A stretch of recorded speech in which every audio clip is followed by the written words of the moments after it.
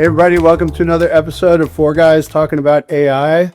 I'm here with my good buddies Greg Sterling, John Gerard, and Neil Polachek at episode 30. What's up, guys? All right. Yeah, drop the confetti.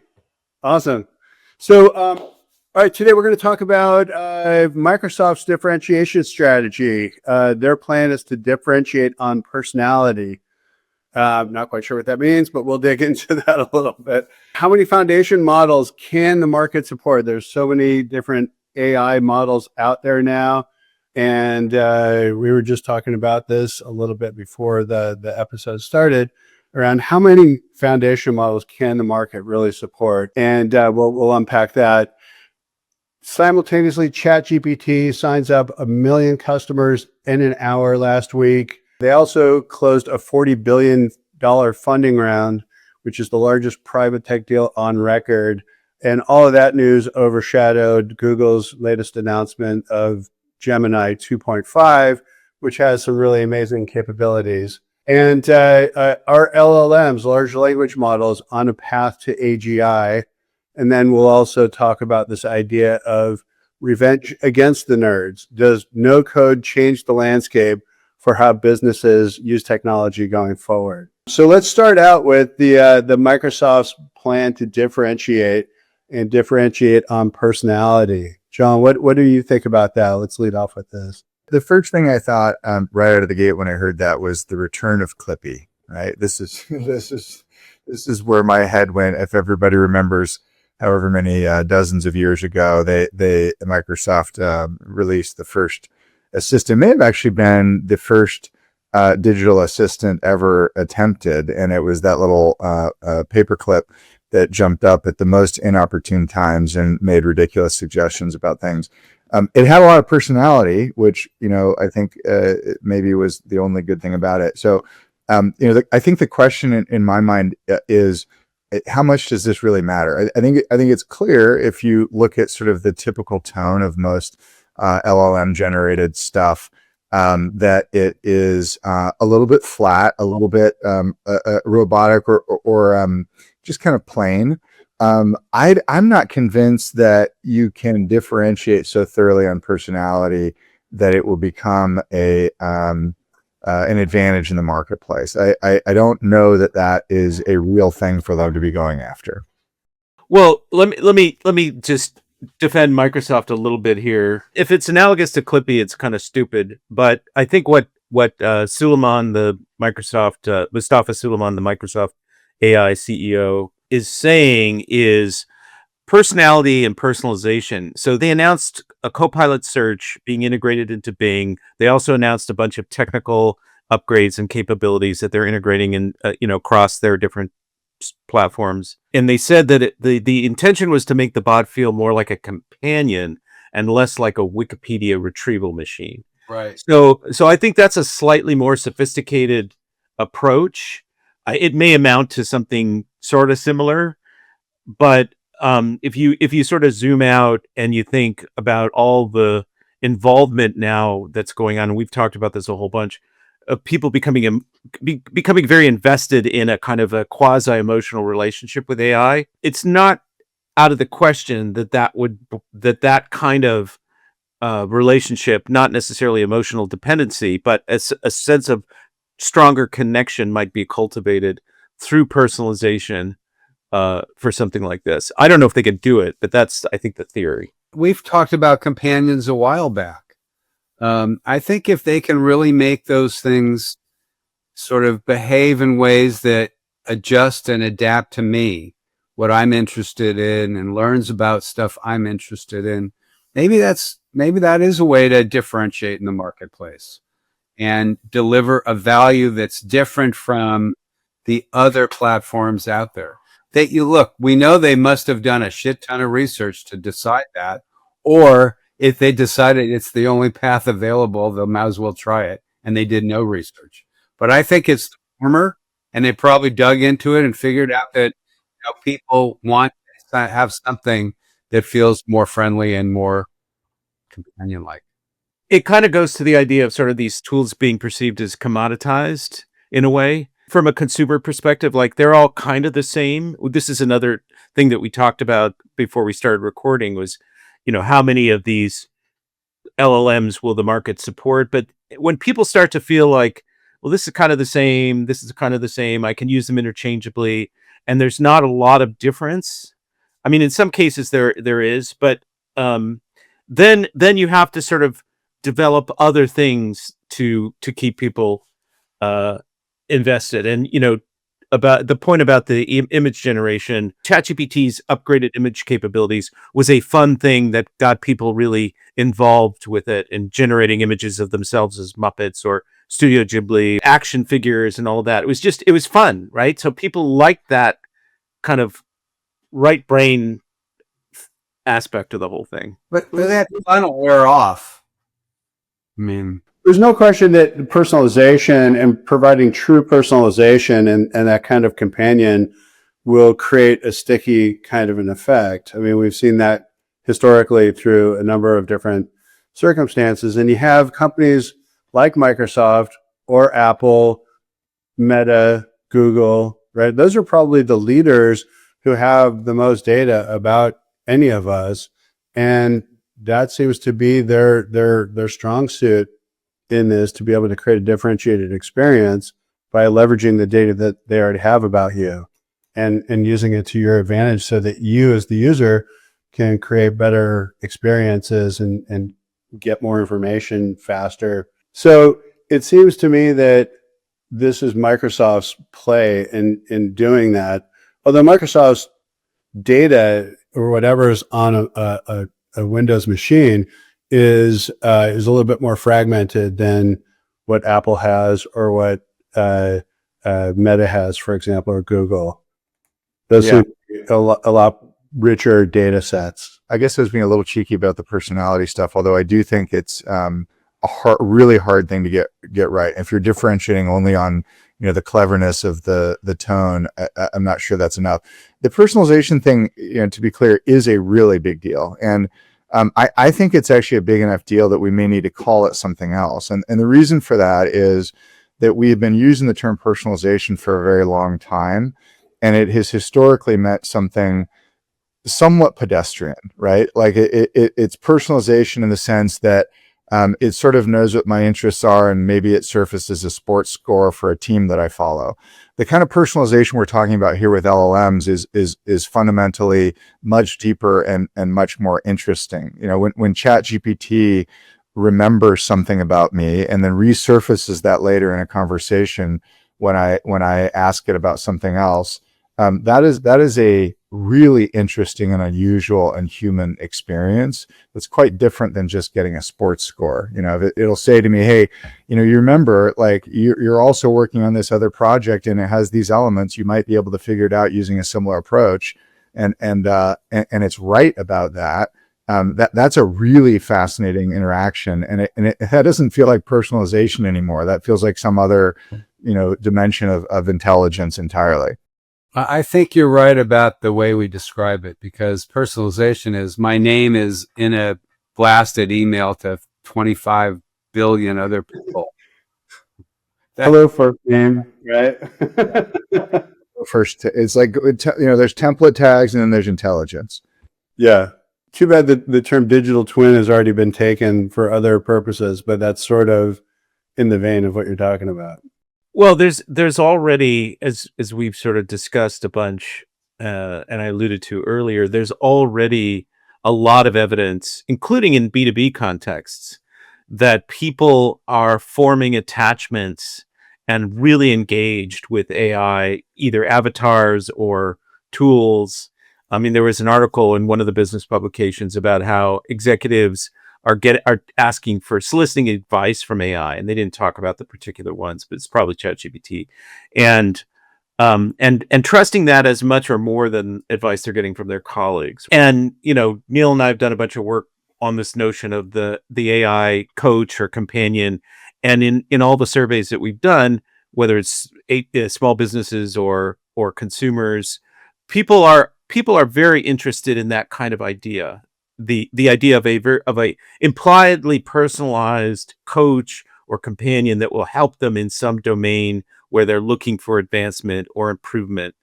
And so I think this is pretty interesting. It has various flavors, but it's pretty interesting.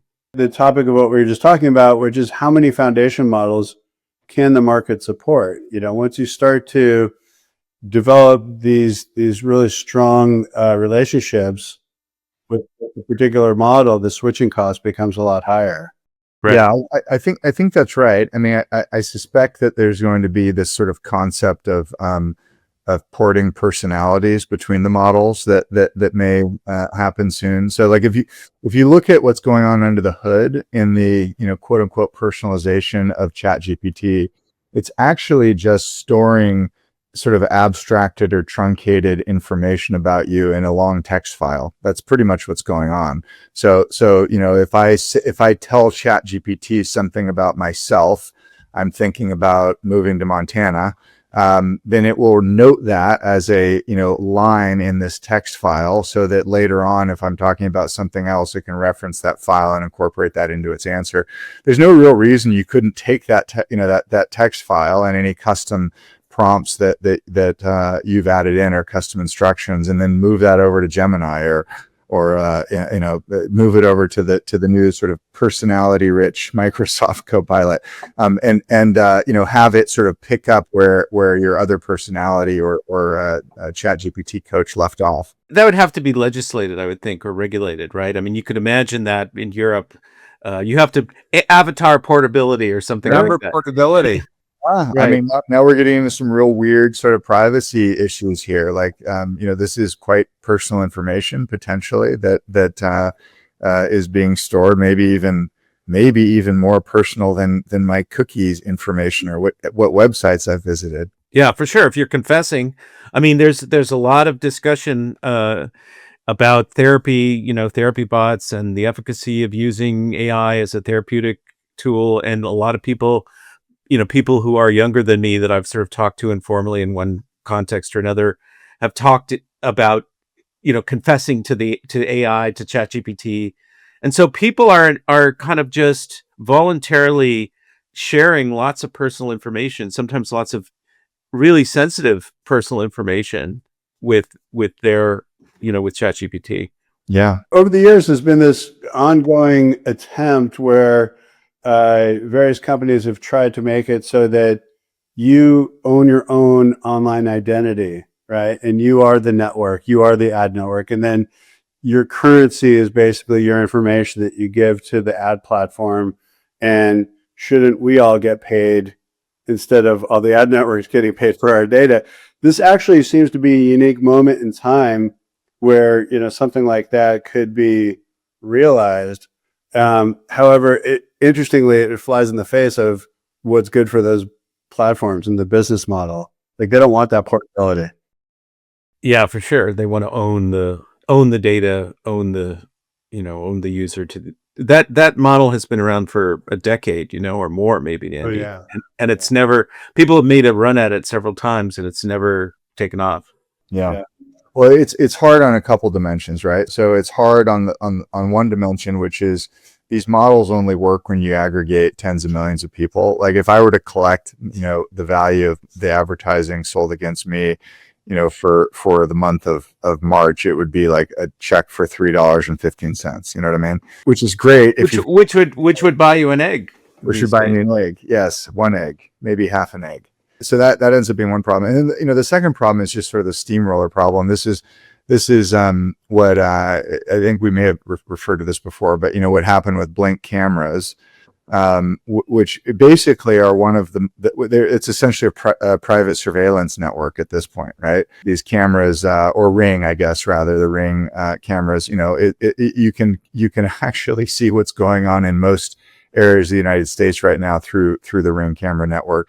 We probably would have wanted to legislate something about that, but it went so fast that the market didn't have time to respond to it. And I think we're in a similar moment here with AI. Like, is anybody really going to slow down, the steamroller here and say like, well, let's think this through?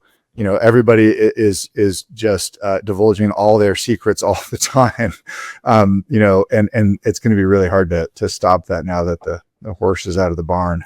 Yep. Well, so last week, ChatGPT signed up 1 million customers in an hour, totally eclipsing Google Gemini's new announcements with Gemini 2.5, which have some pretty incredible advancements in video capabilities, allowing it to process and understand video inputs effectively. The multimodal capabilities where it integrates text, images, audios, and video.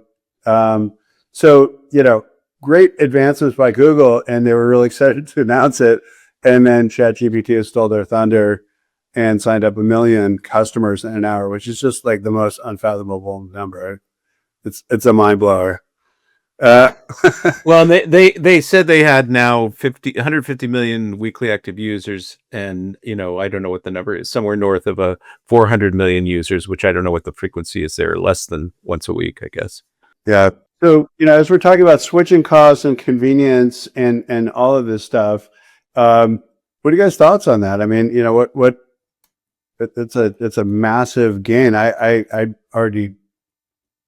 thought they had already hit a level of saturation where 1 million new customers in an hour just seemed to be unlikely, but sure enough. Also, they're on track apparently to exceed their revenue target of something like 12.7 billion this year. Yeah. It's incredible. What a rocket.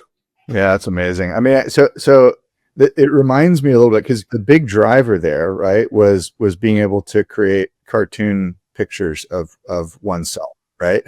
that was the underlying thing that created this torrent of new users. And it reminds me a little bit of that. It was either a meme or a cartoon or something, or saying like, we've got these devices we carry around in our pocket that have more compute power than the computers that were on the lunar lander by a factor of 10 million, and we mostly use them to send each other pictures of cats. Yeah. Right? Yeah. Or emojis.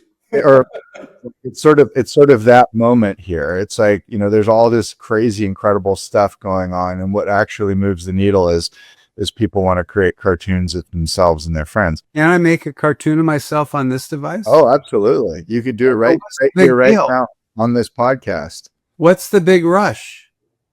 You mean in terms of why ChatGPT? Yeah. The ability to apply a bunch of different like traditional cartoon styles to incredible effect was sort of one of the things that they were showcasing, and not just in images, but also short videos. So you can have a short video of you and your friends and do it in any number of, a dozen or so cartoon styles, quite convincingly. I see. I mean, the overall capacity to create images improved, and they largely fixed the problem they had with text. Well, yeah, we used to do that all the time. We'd get bad text and all those things. Yeah. Right. It's horrible. Right. Yeah, and so now you can ask for it to display text, and it mostly works. Sometimes things are misspelled. So it is a pretty good upgrade, but it is fascinating the degree to which people just were playing. They were taking this piece of technology and playing. And it sort of validates Apple's strategy in a way, which they have all these things around, images and the memojis and stuff that seems kind of frivolous, but people really love those capabilities. Yeah. Yeah, it's very true.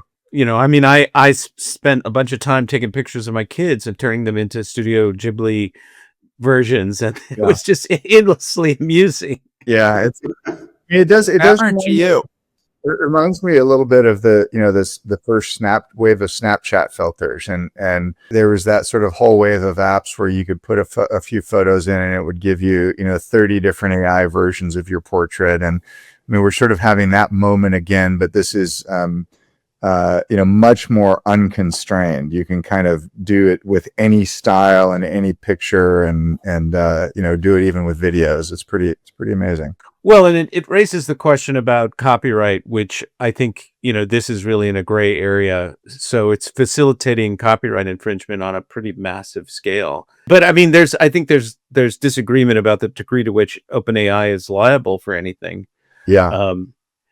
Because it's like I think it's protected by Section 230 of the Communications Decency Act. I don't know if that's for sure the provision that would apply here. There were a bunch of articles that came out that talked about the degree to which copyright infringement or training based on copyrighted materials was really an intrinsic part of the whole AI phenomenon. And here's sort of an expression of that in a way, very explicitly emulating the style of this Japanese animation and other things like like the Muppets and other different things.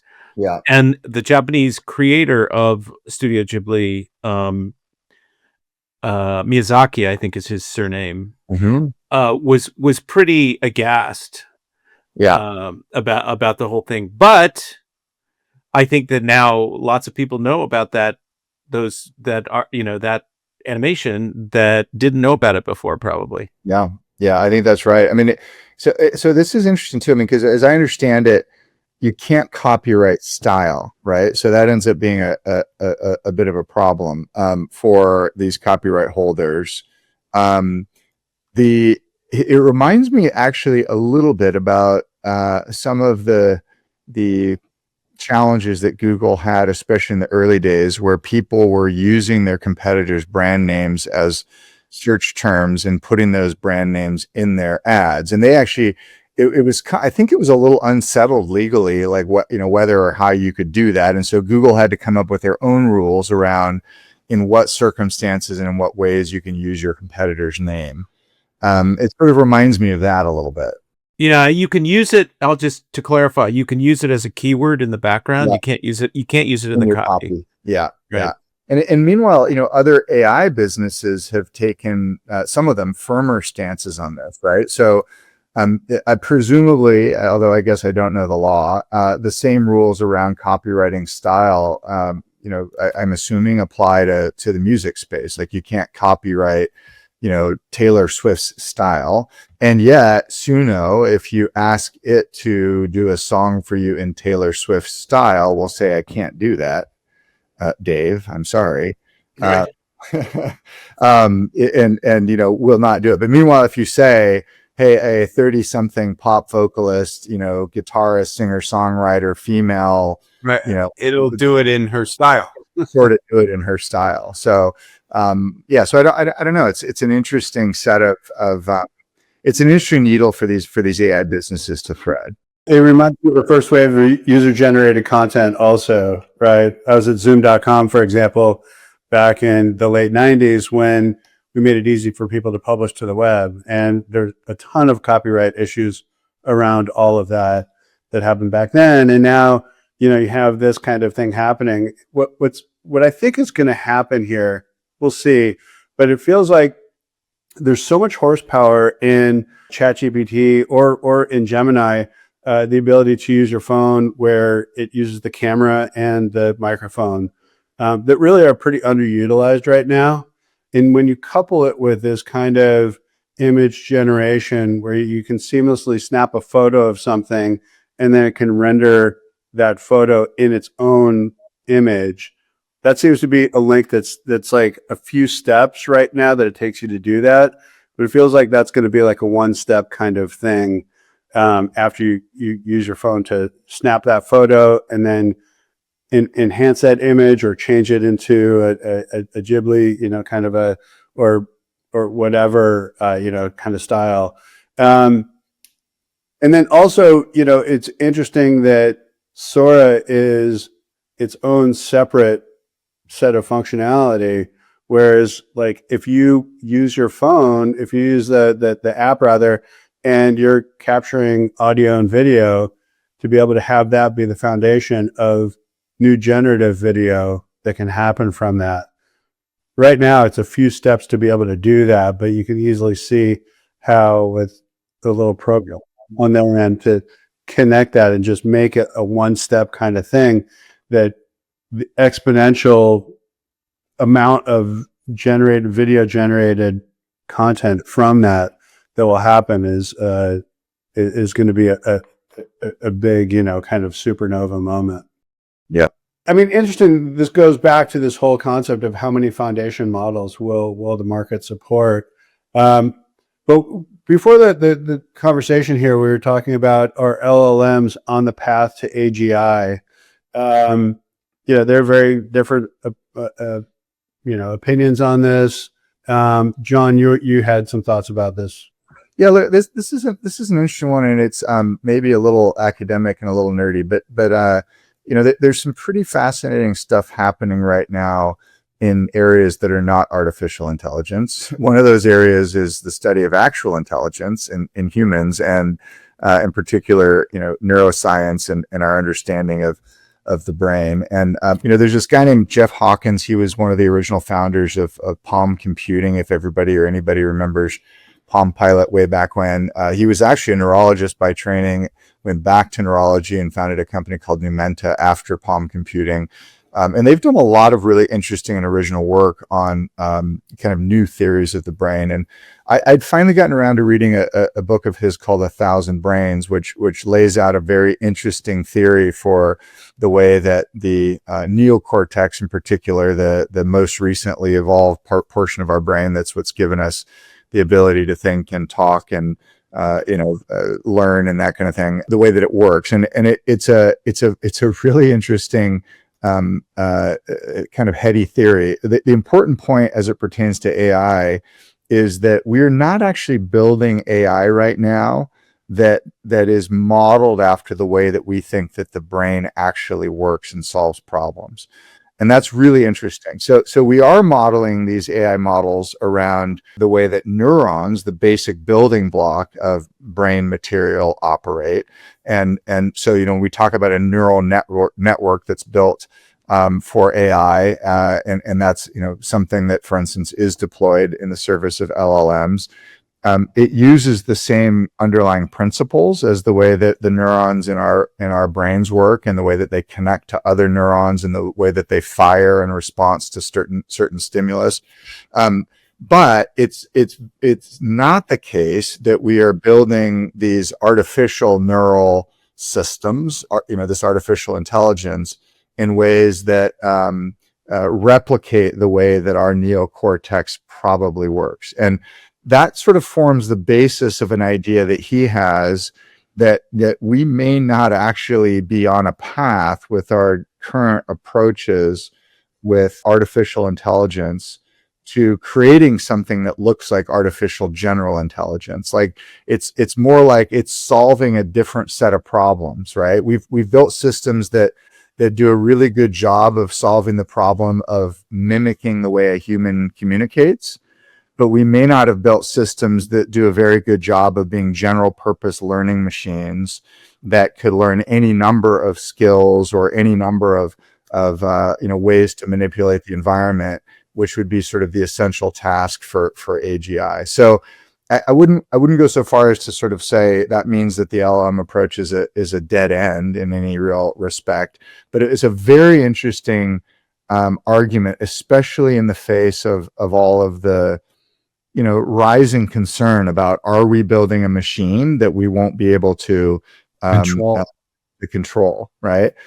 So it was a fascinating read. It got me thinking quite a bit. And in contrast to a lot of the sort of doomsayers on the AI side, he has a whole bunch of arguments he lays out about why this particular approach is not as dangerous as we think. And even if we were to go to the place of sort of creating true artificial brains, why we might not need to be overly concerned about that either. So really interesting read, worth checking out. I would pose the question. I don't necessarily want us to debate this for 20 minutes, but I would sort of pose the question as devil's advocate. Why do we want to create AGI in the first place?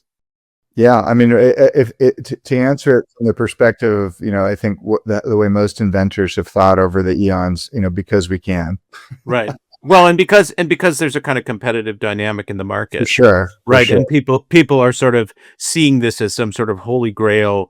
Yes. The first one to do this will have all these advantages, and there'll be these, kind of differentiation marketing. I mean, it seems like there's a kind of momentum that is unexamined in a certain way, even though there's a lot of smart people. Yeah, very much so. I mean, it's like I created something that's smarter than anyone, and it'll outsmart anybody. goes to his argument too, because one of the things he argues is that we are in this unique place where it's actually our old brain that drives a lot of our motivations around competition and around, outsmarting one another and around, frankly, causing harm to others if we need to do that in order to get a leg up. That's old brain. That's not neocortex, right? And so, that may indeed be at least one of the motivators that's at the root of the race to get there is, to beat the other guy. Right, for sure. All right, that's something that we can talk about at length another Yeah. time. It's a conversation with a couple of glasses of wine, Right. Yes. basically. Yes. So Neil, you're talking prior to our discussion here about this idea of revenge against the nerds, where we live in this no code world now, where historically we've been in, especially in the business world, where you need software developers to create software that executes all kinds of different ways to be able to run your business. And in a no code environment, it changes the Where's the power shift?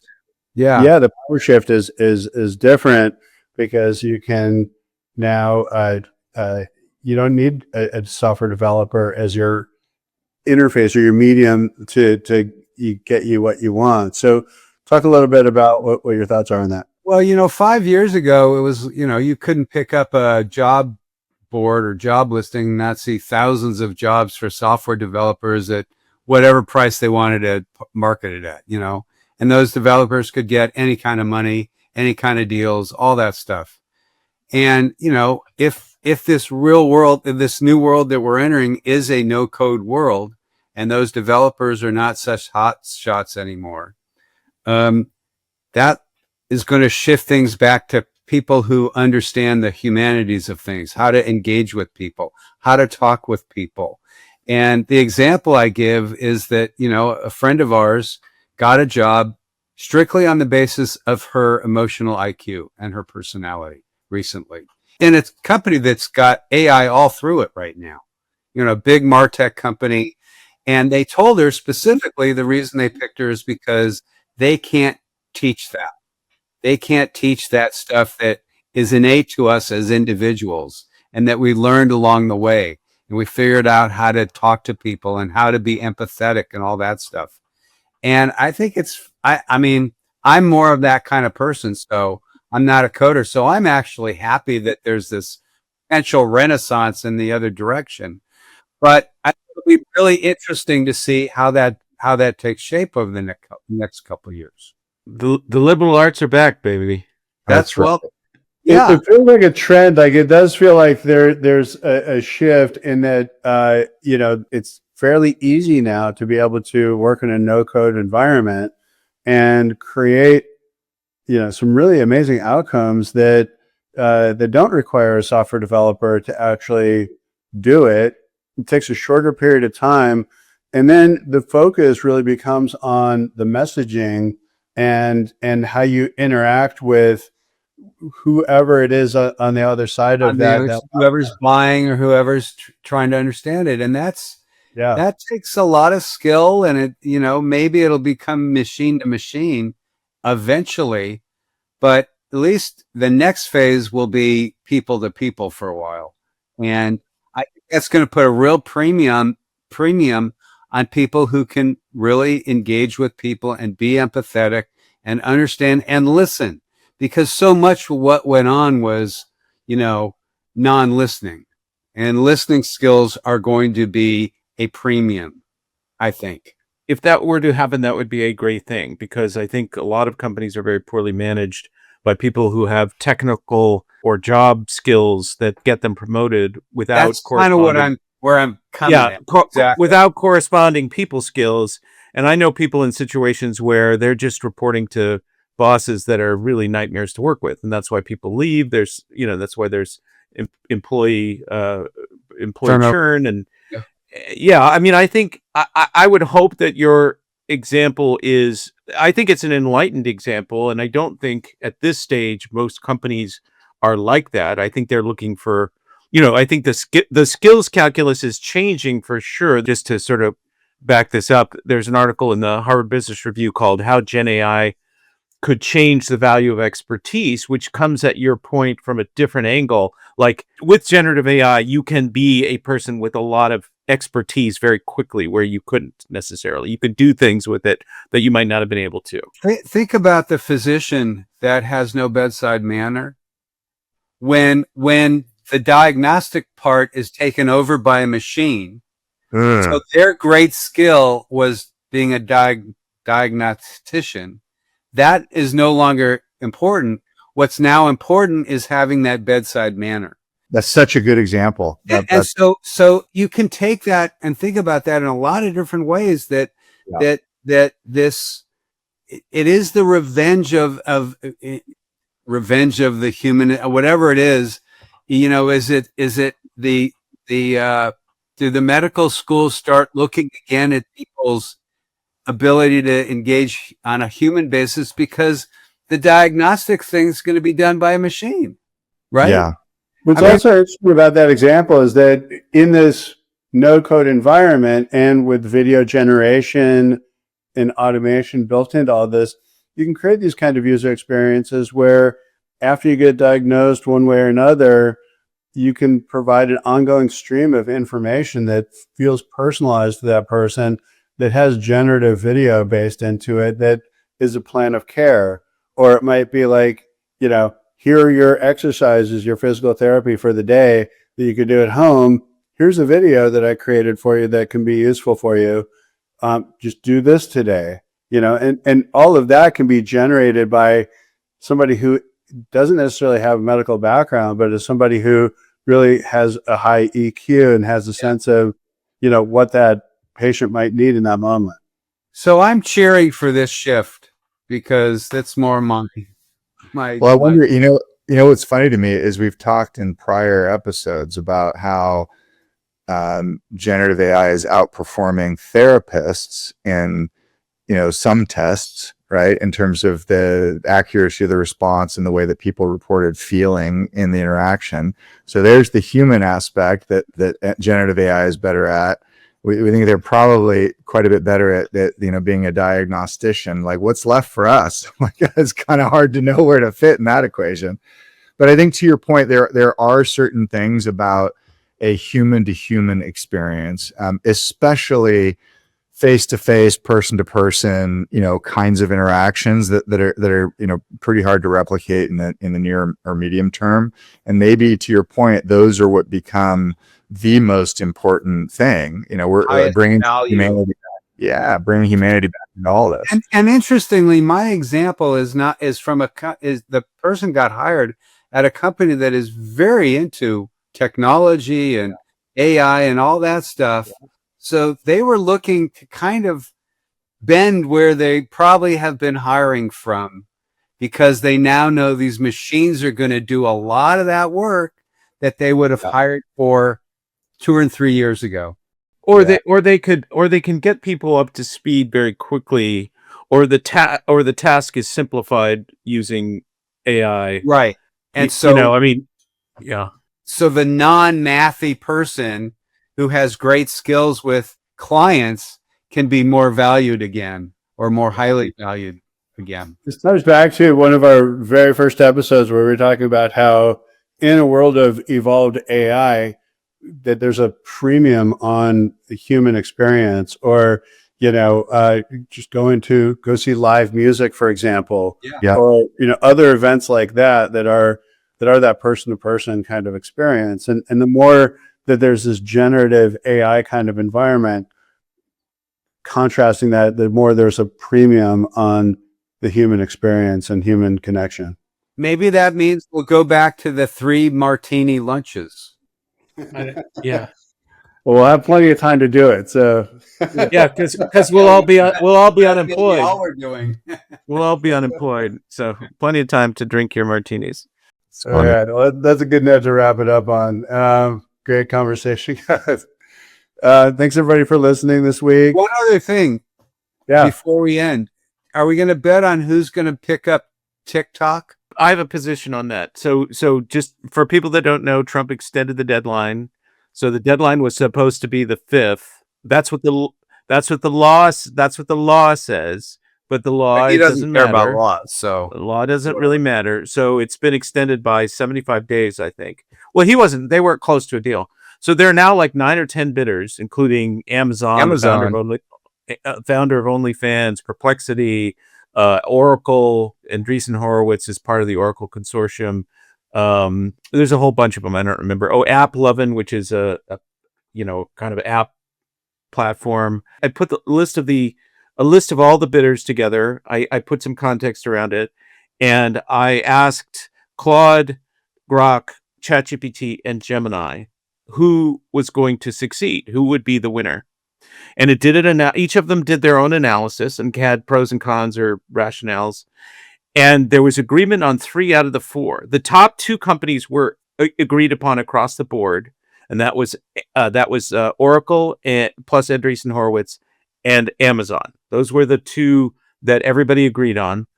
And Gemini thought it was going to be Amazon, I believe, if I remember this correctly. And everybody else thought it was going to be Oracle, Andreessen Horowitz, and then Amazon as the number 2 choice. I think Oracle is currently their cloud provider, and they were Right. going to do a lease, apparently, of the algorithm. They were leasing the TikTok algorithm. It was some sort of Well, that's the sticking point, right? I mean, the sticking point is that China won't give up the algorithm. So, it either has to get bought without the algorithm or some mechanism to preserve China's control over the algorithm. The price was like 30 to 50 billion. Sans algorithm, 100 to 200 billion with algorithm. I think ChatGPT is going to achieve AI personhood and is going to crowdsource $100 billion and buy TikTok. That's my guess. I'm kidding. That's not really going to happen. I think Amazon's going to I think it's going to turn into a TikTok shop, Amazon shop. It's going to be, clearly they see it as a commerce channel. Sure.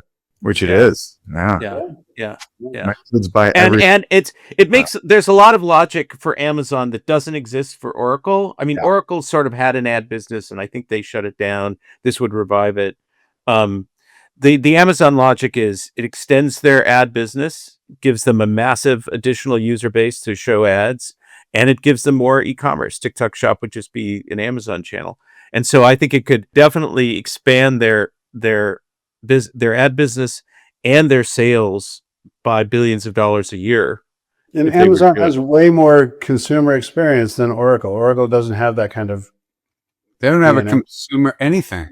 Yeah. You go to the ballpark here. Surveillance DNA, but they don't have consumer DNA.